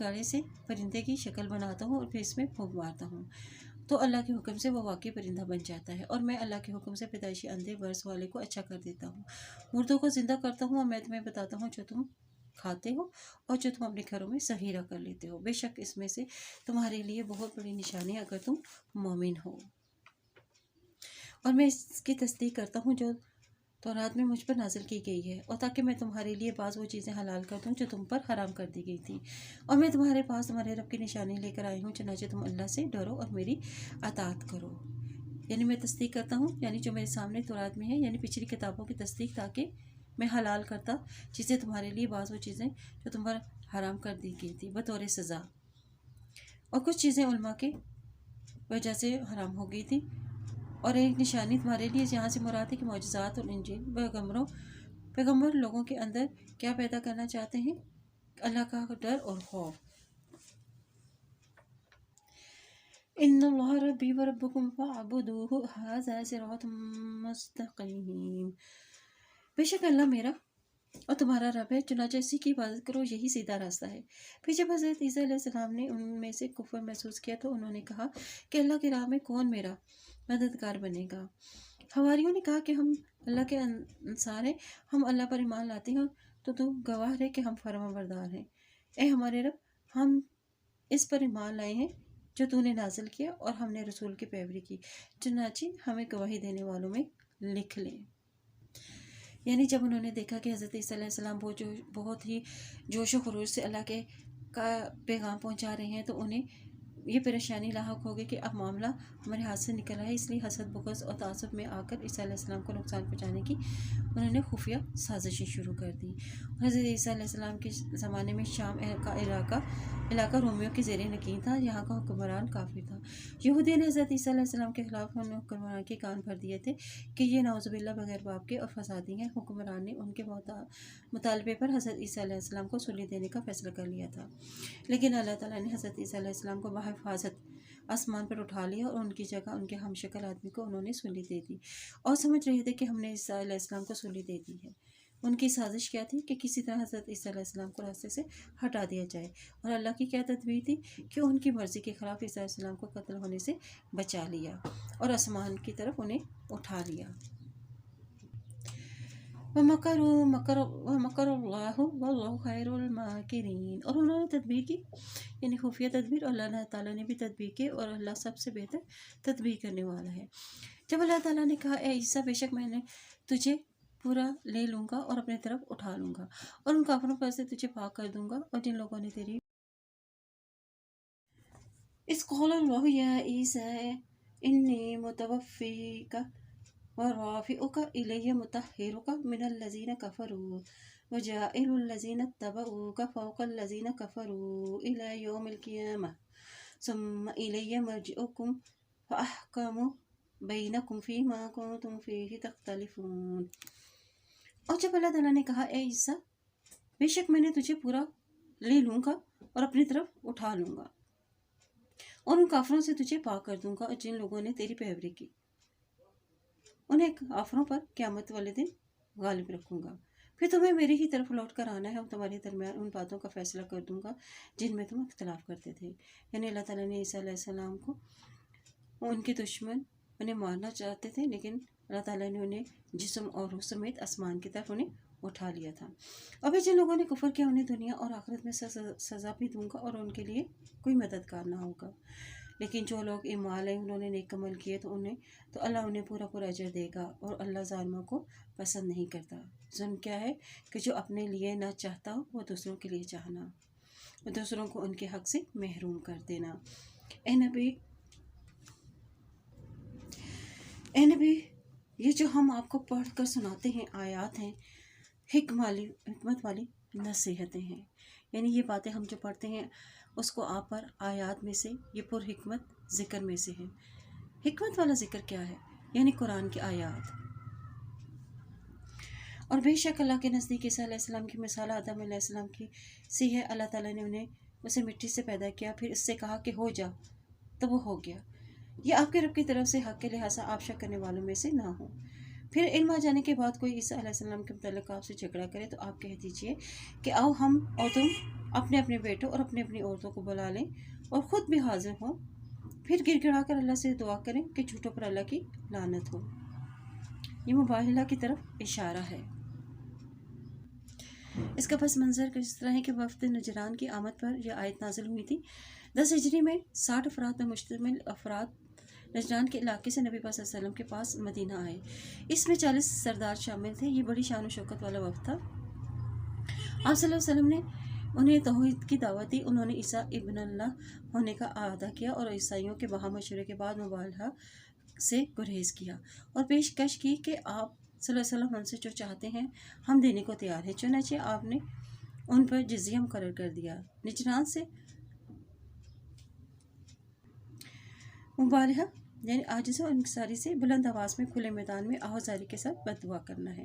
جزیہ کیا ہوتا ہے کہ آپ صلی اللہ علیہ وسلم سے صلح کر لی اور کہا کہ ٹھیک ہے ہم آپ کے اطاعت گزار بنیں گے، آپ کو ٹیکس دیتے رہیں گے اور آپ ہم پر حملہ نہ کریں۔ آپ کے خاندان کی طرف سے حضرت فاطمہ رضی اللہ تعالیٰ عنہ اور حضرت علی رضی اللہ عنہ، امام حسن اور امام حسین بھی شامل تھے۔ بے شک یہی بیان سچا ہے اور اللہ کے سوا کوئی معبود نہیں، اور بے شک اللہ ہی غالب اور خوب حکمت والا ہے۔ فَإِن تَوَلَّوْا فَإِنَّ اللَّهَ عَلِيمٌ بِالْمُفْسِدِينَ، پھر اگر وہ منہ موڑ لیں تو بے شک اللہ تعالیٰ فساد کرنے والوں کو خوب جانتا ہے۔ یعنی نبی پاک صلی اللہ علیہ وسلم نے فرمایا کہ اگر یہ لوگ مبالغہ کر لیتے پھر بعد میں نہ تو ان کو اپنا مال ملتا اور نہ ہی اہل و عیال ان کا सब कुछ तबाह व बर्बाद हो जाता। हज़रत ईसा अलैहिस्सलाम वो हस्ती हैं जिनके बारे में लोग बहुत से खिलाफात का शिकार हो गए हैं। आपकी ज़ात पर ऐसी बातें वाबस्ता की गई जिससे अक़ीदा तौहीद पर ज़र पड़ती है। तो अल्लाह ताला ने उनके अक़ाइद के इस्लाह के लिए उनके मकाम और ज़ात को तफसील से बयान फरमाया है, और जब उनकी असल हकीकत मालूम होगी तो हर एक को अपनी सोच को दुरुस्तगी में मदद मिलेगी। ये बातें जान लेने के बाद अगर कोई ना माने तो अल्लाह की ज़ात पर इस पर कोई असर नहीं होता। कुल या अहलल किताबि तआलौ इला कलिमतिन सवाइन बैनना व बैनकुम अल्ला नअबुदा इल्लल्लाह वला नुश्रिका बिही शैअन वला यत्तखिज़ बअदुना बअदन अरबाबन मिन दूनिल्लाहि फ़इन तवल्लौ फ़क़ूलू अशहदू बिअन्ना मुस्लिमून। और आप कह दीजिए कि बेशक अहले किताब ऐसी बात की तरफ आओ जो तुम्हारे दरमियान यकसा है, ये कि हम अल्लाह के सिवा किसी की इबादत ना करें और उसके साथ किसी को शरीक न ठहराएं, और हम में से कोई अल्लाह के सिवा किसी को रब न माने। फिर अगर वो इससे मुंह मोड़ ले, यानी इस दावत तौहीद से, तो तुम कह दो कि इस बात के गवाह हो कि बेशक हम अल्लाह के फरमाबरदार हैं। ए अहले किताब, तुम इब्राहीम अलैहिस्सलाम के बारे में क्यों झगड़ते हो? हालांकि तौरात और इंजील तो इसके बाद ही नाजिल की गई है। क्या तुम अक्ल नहीं रखते? आगाह रहो, तुम वो लोग हो कि तुमने इस बात में झगड़ा किया कि जिसका तुम्हें कुछ इल्म न था। तो अब तुम इस चीज़ की बाबत क्यों झगड़ते हो जिसका तुम्हें कोई इल्म नहीं? अल्लाह ही जानता है, तुम नहीं जानते। यहूद और नसारा दोनों को इकट्ठा करके तौहीद की दावत दी जा रही है। कह दीजिए कि अहले किताब एक कलमे की तरफ आओ जो हमारे और तुम्हारे दरमियान बराबर है। यानी तुमने जो हज़रत ईसा अलैहिस्सलाम, हज़रत उज़ैर अलैहिस्सलाम को जो रबूबियत होने का जो अकीदा घर रखा है, ये गलत है। वो रब नहीं, इंसान है। तुमने अपने बयान को बाज़ इंसान को अल्लाह के सिवा इलाह बना लेते हैं, यानी उसका अपना नफ्स, मौसीकी, आबा व अजदाद के रस्म व रिवाज को।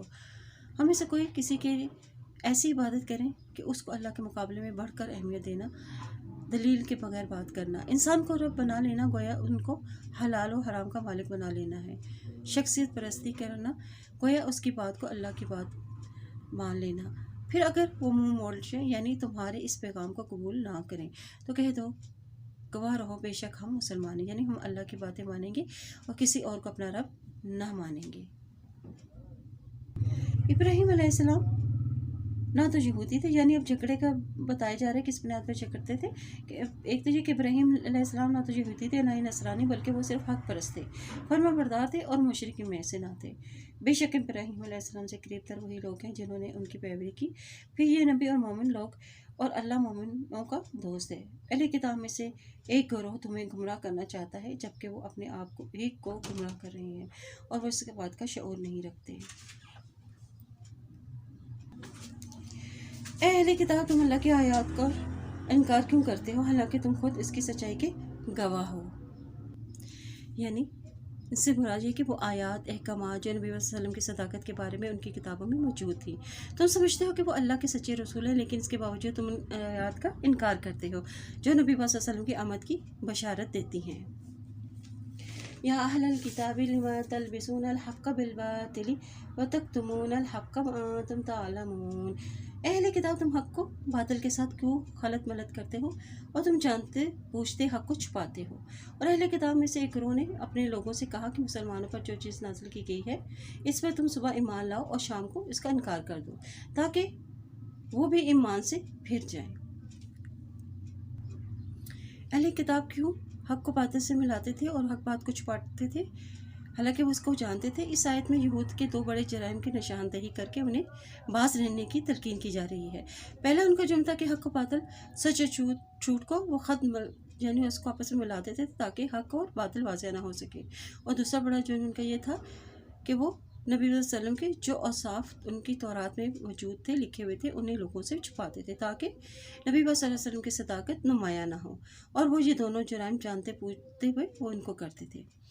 यहाँ यहूद के एक और मक्कर का भी जिक्र है जिससे वो मुसलमानों को गुमराह करना चाहते थे और इस्लाम से उन्हें दूर करने के लिए करते थे।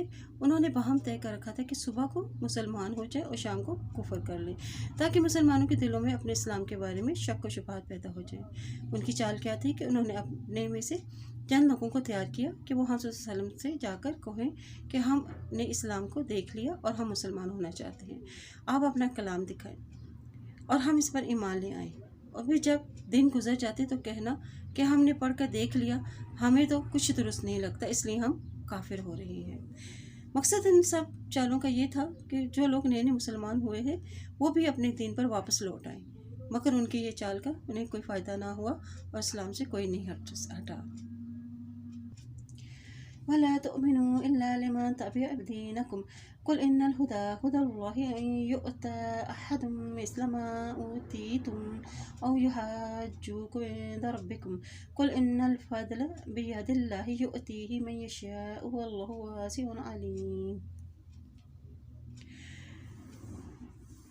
और तुम इसी का यकीन करो जो तुम्हारे दीन का पैरोकार है। आप कह दीजिए ये हकीकी हदायत तो अल्लाह ही की हदायत है, और कहते हैं मत मानो कि किसी को वैसी चीज़ मिल सकती है जो तुम्हें मिली है या जिससे वो तुम्हारे रब के हाथ तुम पर हुज्जत कायम कर सके। कह दीजिए बेशक फजल अल्लाह ही के हाथ में मुझे से चाहता है अता करता है, अल्लाह वसत वाला और खूब जानने वाला है। वो ख़ास करता है अपनी रहमत से जिसे चाहता है और अल्लाह बड़ा फजल वाला है। और अहले किताब में से बाज़ वो हैं कि अगर आप उनके पास खजाने का ढेर अमानत रखें तो वो भी आपको अदा कर देंगे, और उनमें से बाज़ वो हैं कि अगर आप उनके पास एक दिनार अमानत रखें तो वो आपको अदा ना करेंगे, इल्ला ये कि आप हमेशा उनके सर पर खड़े रहें। और ये इसलिए वो कहते हैं कि हम पर उम्मियों यानी अरबों की बाबत कोई गुनाह नहीं, और वो जानते पूछते अल्लाह पर झूठ बांधते हैं। अब अल्लाह पर झूठ बांधने का मतलब क्या है कि वो बात जो अल्लाह ने नहीं कही उसे अल्लाह के साथ मंसूब कर देना। उनके उलमा ने उन्हें ये बातें दीन का हिस्सा बनाकर बताई थी कि गैर यहूदियों से जैसा मर्जी बर्ताव करो उसकी तुम्हें कोई पूछ ना होगी। हाँ, अलबत्ता पूछ उससे होगी उस शख्स से जो अपना अहद पूरा करे और अल्लाह से डरे, तो बेशक अल्लाह ताला मुत्तकियों को पसंद करता है। बेशक जो लोग अल्लाह का अहद और अपनी किस्में थोड़ी कीमत के बदले पेश डालते हैं उन लोगों का आखिरत में कोई हिस्सा ना होगा, और क़यामत के रोज़ अल्लाह उनसे कलाम भी ना करेगा और ना उनकी तरफ देखेगा और ना ही उन्हें पाक करेगा। उनके लिए दर्दनाक अजाब है। अहद क्या था कि जब नबी पाक सल्लल्लाहु अलैहि वसल्लम आएंगे उसका साथ देना है और उनकी बात को मानना है। व इन्न मिनहुम लफरीक़न यल्वूना अलसिनतहुम बिलकिताबि लितहसबूहु मिनल किताबि वमा हुवा मिनल किताबि वयक़ूलूना हुवा मिन इंदिल्लाहि वमा हुवा मिन इंदिल्लाहि वयक़ूलूना अलल्लाहिल कज़िब वहुम यअलमून। और बेशक उनमें से एक गिरोह किताब पढ़ते हुए अब ज़बान को मोड़ता है ताकि तुम उसे किताब का हिस्सा समझो, हालांकि वो किताब में से नहीं है, और कहते हैं कि ये अल्लाह की जानिब से है, हालांकि वो अल्लाह की जानिब से नहीं है, और जानबूझकर वो अल्लाह पर झूठ बांधते हैं। यानी ये यहूद ने उन लोगों का तज़किरा किया गया है जिन्होंने किताब इलाही यानी तौरात में ना सिर्फ तहरीफ तब्दीली की बल्कि और 2 जुराइम और भी किया। उन्होंने वो ज़बानों को मोड़ कर किताब के अल्फाज पढ़ते, मसलन राइना को राइना कहते, अस्सलाम अलैकुम को अस्सलाम अलैकुम कहते। अल्लाह ने इब्राहीम अलैहिस्सलाम को मुर्दा और अल्लाह ताला ने हज़रत इब्राहीम अलैहिस्सलाम को मरवा के मकाम पर कुर्बानी का हुक्म दिया था। उन्होंने इस बात को भी बदल डाला था और वो अपनी खुद साख्ता बातों को भी मिन इंदिल्लाह वाक़ करवाते थे। वो ऐसा इसलिए करते थे ताकि वो अल्लाह की तरफ से आए हुए अहकामात से बच निकलने की राहें अख्तियार करें, ताकि अल्लाह की बातें ना माननी पड़े और दीन को अपनी ख्वाहिशात के मुताबिक मोड़ना चाहते थे। किसी शख्स को लायक नहीं है कि अल्लाह इसे किताब और हिकमत और नबूवत अता करे फिर वो लोगों से कहे कि तुम अल्लाह को छोड़कर मेरे बंदे बन जाओ, बल्कि वो तो कहेगा कि तुम रब वाले बन जाओ, यानी जिसके अमल में अल्लाह के हुक्म की पैरवी होती हो, क्योंकि तुम इस किताब की तालीम देते हो और ख़ुद भी इसे पढ़ते हो, और वो तुम्हें यह हुक्म नहीं देगा कि तुम फरिश्तों और नबियों को रब बना लो। क्या वो तुम्हें कुफ्र का हुक्म देगा जबकि तुम मुसलमान हो चुके हो? याद करो जब अल्लाह ने तमाम नबियों से अहद लिया था कि جب میں تمہیں کتاب اور حکمت عطا کروں پھر تمہارے پاس کوئی رسول آئے جو اس بات کی کتاب کی تصدیق کرتا ہو جو تمہارے پاس ہے تو تمہیں اس پر ایمان لانا ہوگا اور اس کی مدد کرنا ہوگی۔ اللہ تعالیٰ نے فرمایا کیا تم اقرار کرتے ہو اور اس پر میرا عہد قبول کرتے ہو؟ تو انہوں نے کہا تھا کہ ہم نے اقرار کیا۔ اللہ تعالیٰ نے فرمایا تو تم گواہ رہنا اور میں بھی تمہارے ساتھ گواہ ہوں۔ یعنی اللہ تعالیٰ نے ہر دور کے نبیوں سے عہد لیا کہ اگر اس دور کے نبوت میں کوئی دوسرا نبی آئے تو اس پر ایمان لانا اور اس کی مدد کرنا۔ یہ عہد کیا تھا؟ حضرت آدم علیہ السلام سے حضرت عیسیٰ علیہ السلام تک کے تمام انبیاء کرام سے لیا گیا تھا۔ پھر اس کے بعد جو بھی منہ موڑ لے گا تو ایسے لوگ ہی نافرمان ہوں گے۔ فَمَن تَوَلَّىٰ بَعْدَ ذَلِكَ فَأُولَٰئِكَ هُمُ الْفَاسِقُونَ۔ پھر اس کے بعد جو بھی منہ موڑے گا تو ایسے لوگ ہی نافرمان ہیں۔ کیا وہ لوگ اللہ کے دین کے سوا کوئی اور دین چاہتے ہیں؟ حالانکہ آسمان اور زمین میں جو کچھ بھی ہے وہ چاہتے ہیں اور نہ چاہتے ہو وہ بھی اللہ کا فرمانبردار ہے اور اسی کی طرف سب کو لوٹ کر جانا ہے۔ قل آمنا باللہ وما انزل الینا وما انزل علی ابراہیم واسماعیل واسحاق ویعقوب واسباط ما اوتی موسیٰ وعیسیٰ والنبیون من ربهم لا نفرق بین احد منہم ونحن له مسلمون۔ آپ کہہ دیجئے ہم اللہ پر ایمان لائے اور اس پر بھی جو کچھ ہم پر نازل کیا گیا ہے اور جو ابراہیم علیہ السلام، حضرت اسماعیل علیہ السلام، حضرت اسحاق علیہ السلام، حضرت یعقوب علیہ السلام اور ان کی اولاد پر نازل کیا گیا، ان کتابوں پر بھی جو حضرت موسیٰ علیہ السلام، حضرت عیسیٰ علیہ السلام اور دوسرے نبیوں کو ان کے رب کی طرف سے دی گئیں، اور ہم ان میں سے کسی ایک کے درمیان بھی فرق نہیں کرتے اور ہم اسی اللہ کے فرمان بردار ہیں۔ اور جو اسلام کے سوا کوئی اور دین تلاش کرے گا تو اس سے ہرگز قبول نہیں کیا جائے گا اور وہ آخرت میں خسارہ پانے والوں میں سے ہوں گے۔ یعنی پتہ چلتا ہے کہ اللہ کے پسندیدہ دین دین اسلام ہے۔ اللہ ان لوگوں کو کیسے ہدایت دے گا جو ایمان لانے کے بعد کافر ہو گئے جبکہ وہ گواہی دے چکے ہیں کہ بے شک رسول اللہ صلی اللہ علیہ وسلم برحق ہے، ان کے پاس واضح نشانیاں بھی آ چکی ہیں اور ظالم قوم کو ہدایت نہیں دیتا اللہ، اور ان لوگوں کے لیے یہی سزا ہے کہ ان پر اللہ کی فرشتوں کی اور سب لوگوں کی لعنت ہے، وہ اس لعنت میں ہمیشہ رہیں گے اور ان سے عذاب ہلکا نہ کیا جائے گا اور نہ ہی ان کو مہلت دی جائے گی، اور وہ آخرت میں خسارہ پانے والوں میں سے ہوں گے۔ اللہ ان لوگوں کو ایک ایسے ہدایت دے گا جو ایمان لانے کے بعد کافر ہو گئے جبکہ وہ گواہی دے چکے ہیں کہ بے شک رسول اللہ صلی اللہ علیہ وسلم برحق ہے، ان کے پاس واضح نشانیاں آ چکی ہیں اور اللہ ظالم قوم کو ہدایت نہیں دیتا، اور ان لوگوں کے لیے یہی سزا ہے کہ ان پر اللہ کے فرشتوں کی اور سب لوگوں کی لعنت ہے، وہ اس لعنت میں ہمیشہ رہیں گے، ان سے عذاب ہلکا نہ کیا جائے گا اور نہ ہی ان کو مہلت دی جائے گی۔ مگر جن لوگوں نے اس کے بعد توبہ کر کے اپنی اصلاح کر لی، بے شک اللہ تعالیٰ بخشنے والا بہت رحم کرنے والا ہے۔ یعنی انسان میں سے ایک مسلمان جب مرتد ہو گیا تو مشرکوں سے جا ملا، لیکن جلد ہی اسے ندامت ہوئی، اس نے ان لوگوں کے ذریعے سے رسول اللہ صلی اللہ علیہ وسلم تک پیغام پہنچایا کہ کیا میری توبہ قبول ہو سکتی ہے؟ اس پر یہ آیت نازل ہوئی۔ اس آیت سے معلوم ہوا کہ چونکہ مرتد کی سزا تو بہت سخت ہے، تاہم اگر کوئی خلوص دل سے توبہ کر لے اور اپنی اصلاح کر لے تو اللہ تعالیٰ غفور و رحیم ہے، اس کی توبہ قبول ہوگی۔ توبہ کی شرط ہے کہ وہ پھر اپنی اصلاح کر لے۔ بے شک جن لوگوں نے اپنے ایمان لانے کے بعد کفر کیا پھر وہ کفر میں بڑھتے گئے اور ان کی توبہ ہرگز قبول نہیں ہوگی اور وہی لوگ گمراہ ہیں۔ یعنی بے شک وہ لوگ جو ایمان لانے کے بعد کفر کریں یعنی پھر اپنے کفر پہ پلٹ جائیں اور کفر میں آگے بڑھ جائیں تو ان کی توبہ ہرگز قبول نہ کی جائے گی۔ اس آیت میں ان کی سزا بیان کر دی گئی ہے جو مرتد ہونے کے بعد بھی توبہ کی توفیق سے محروم رہتے ہیں اور ان کفر کی حالت میں وہ انتقال کر جاتے ہیں، تو توبہ سے مراد ہے کہ جو موت کے وقت توبہ کی جائے۔ حدیث شریف میں ہے کہ اللہ تعالیٰ بندے کی توبہ اس وقت تک قبول کرتا ہے جب تک کہ اسے موت کا اچھو نہ لگے، یعنی جان کنی کے وقت کی توبہ قبول نہ ہوگی۔ ان الذين كفروا وماتوا وهم كفار فلن يقبل من احدهم ملء الارض ذهبا ولو افتدى به اولئك لهم عذاب اليم وما لهم من ناصرين۔